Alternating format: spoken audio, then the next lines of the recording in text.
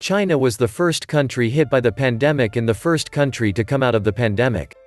Once China was able to take control of the virus, it only takes time before the economy begins to return. Modern economies are driven by consumption. If the people fear for their safety going out of their homes, they do not spend, and therefore there is no economy. Controlling the public health situation first is the fastest way for an economy to return. Those countries that were able to control the virus quickly suffered the least in economic terms.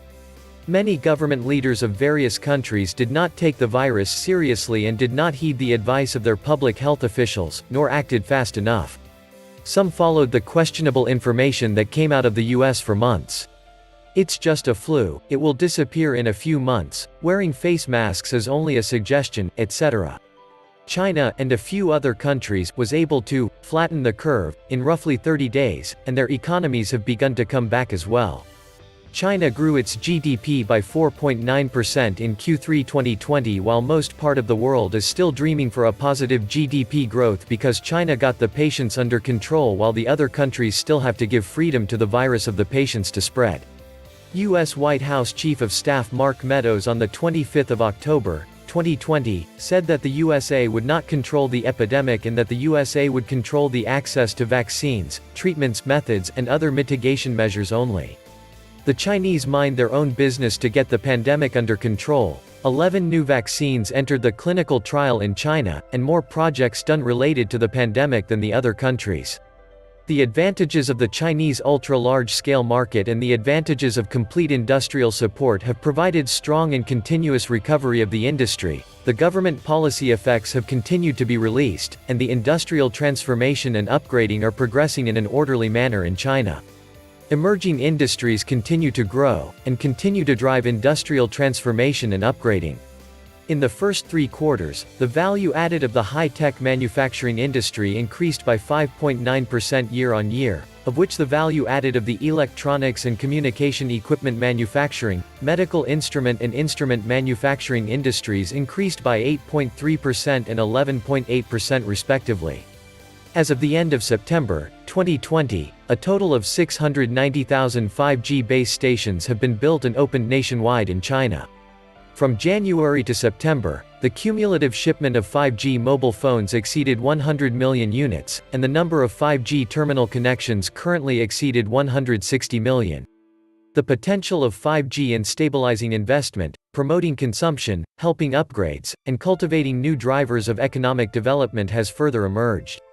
At present, 5G has entered a critical stage of construction and development, and application promotion has become the current focus. The Chinese will accelerate the promotion of 5G co-construction and sharing and inter-network roaming, further enrich application scenarios, promote the launch of 5G terminals with rich categories and cost-effectiveness into the market, and open up the application channels between 5G and various industries.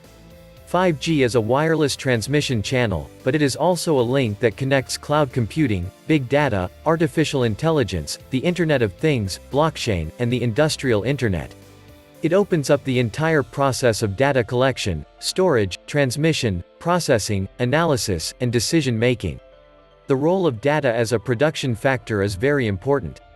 Affected by floods, the yield of early rice in the country fell by 2.7%.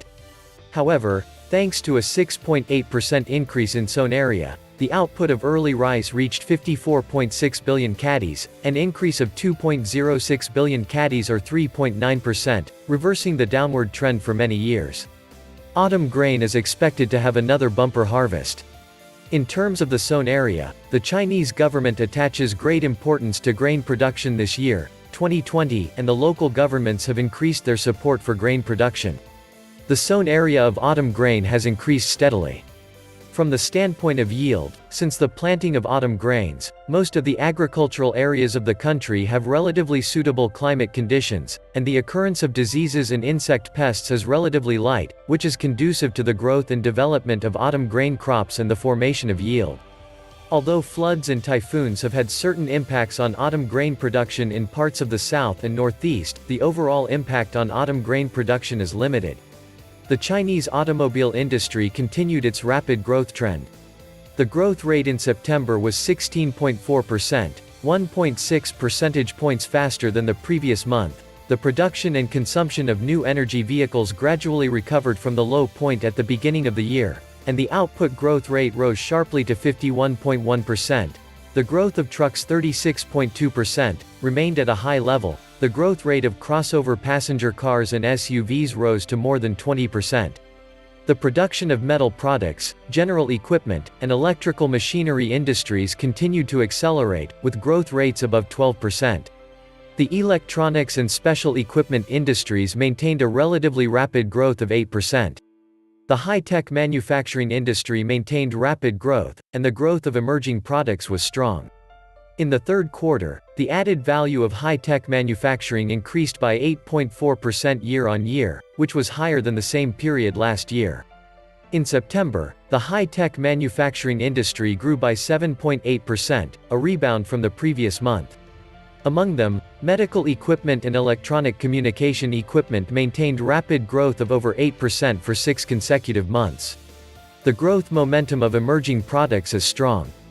In September, emerging smart products such as 3D printing equipment, balance vehicles, service robots, and smart watches continued to maintain a rapid growth of more than 70%. New infrastructure products such as urban rail vehicles and charging piles increased at 20%.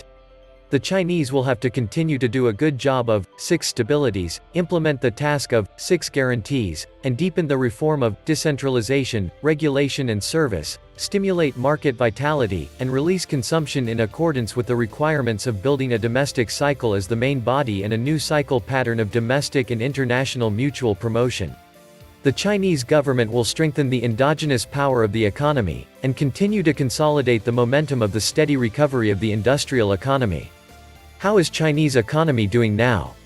While the 4.7% growth is a measurement, we also need to understand that in a state-controlled economy growth number may not always reflect the quality of real life. It's true that there are 600 million people traveling during the holidays. Does it mean that people are all better off as the 4.7% increase tells?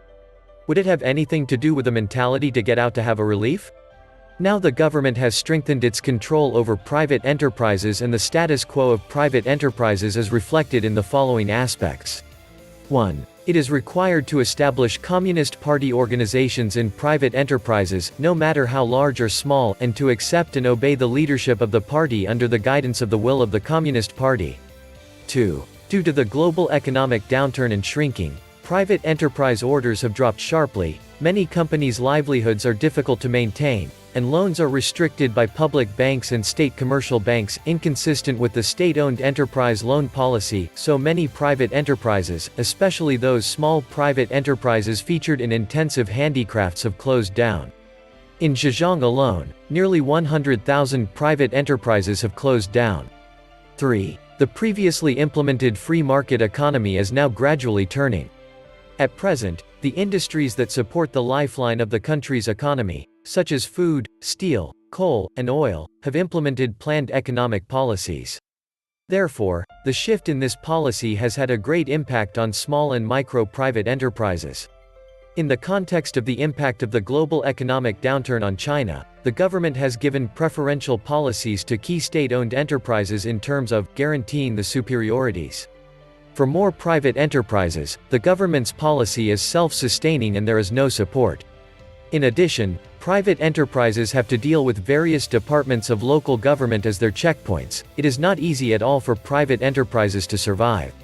4. Although the government encourages banks to provide discounted loans to small and micro private enterprises, in the process of operation, ordinary private enterprises can only use their own fixed assets as mortgage loans. Credit loans are impossible. Therefore, in the current economic environment, the survival of private enterprises is becoming more and more difficult. This was the Nomad Economist.